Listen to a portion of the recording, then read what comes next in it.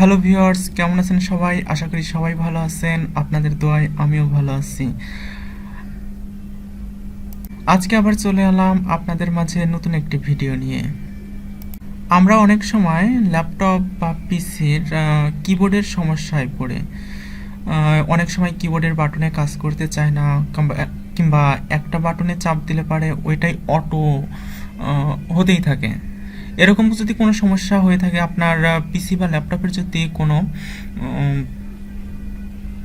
আপনার ল্যাপটপ বা পিসির হার্ড ডিস্কের যদি কোনো সমস্যা না হয়ে থাকে, তাহলে অবশ্যই আমি যে প্রসেসটা দেখিয়ে দেবো সেই প্রসেসটা যদি আপনারা ফলো করেন, তাহলে ইনশাল্লাহ অবশ্যই আপনাদের সেই সমস্যার সমাধান হবে। 3টে স্টেপে কাজ করব। আপনাদের 3টি স্টেপে ট্রাই করবেন।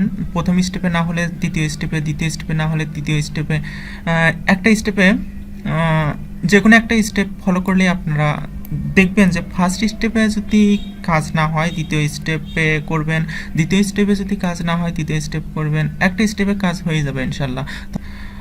ভিডিওটি শুরু করার আগে আপনি যদি আমাদের চ্যানেলের নতুন দর্শক হয়ে থাকেন, তাহলে অবশ্যই চ্যানেলটা সাবস্ক্রাইব করে পাশে থাকা বেল আইকনটি বাজিয়ে দিন, যাতে নিত্য নতুন ইনফরমেশন অ্যান্ড টেকনোলজির ভিডিও নোটিফিকেশন আপনারা পেয়ে যেতে পারেন।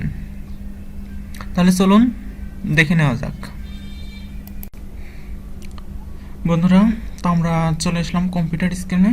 এখানে আমরা চলে যাব স্টার্ট বাটনে। স্টার্ট বাটন থেকে সেটিং থেকে আমরা এখানে চলে আসব এজ অফ অ্যাক্সেস।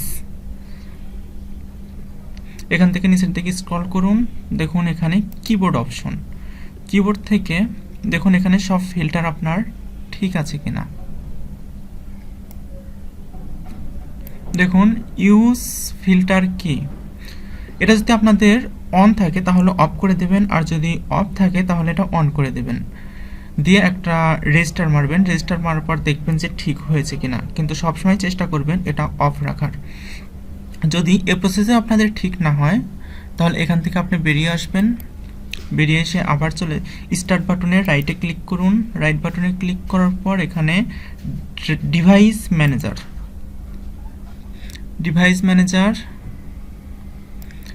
ম্যানেজার থেকে এখানে দেখুন কিবোর্ডসে অ্যারোতে ক্লিক করুন। স্ট্যান্ডার্ড PS2 কিবোর্ডস এখানে ক্লিক করুন। তাহলে রাইট বাটনে ক্লিক করুন। আপডেট ড্রাইভার্সে চলে যান।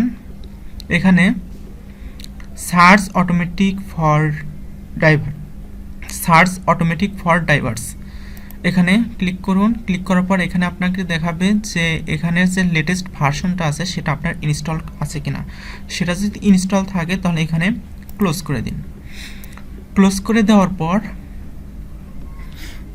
দেওয়ার পর আবার আপনার পিসিটা রেজিস্টার মারুন। রেজিস্টার মারার পর যদি কাজ না হয়, তাহলে থার্ড স্টেপ ফলো করুন। রাইট বাটন ক্লিক করুন, তারপরে প্রপার্টিসে যাওয়ার পর এখানে ড্রাইভার্স,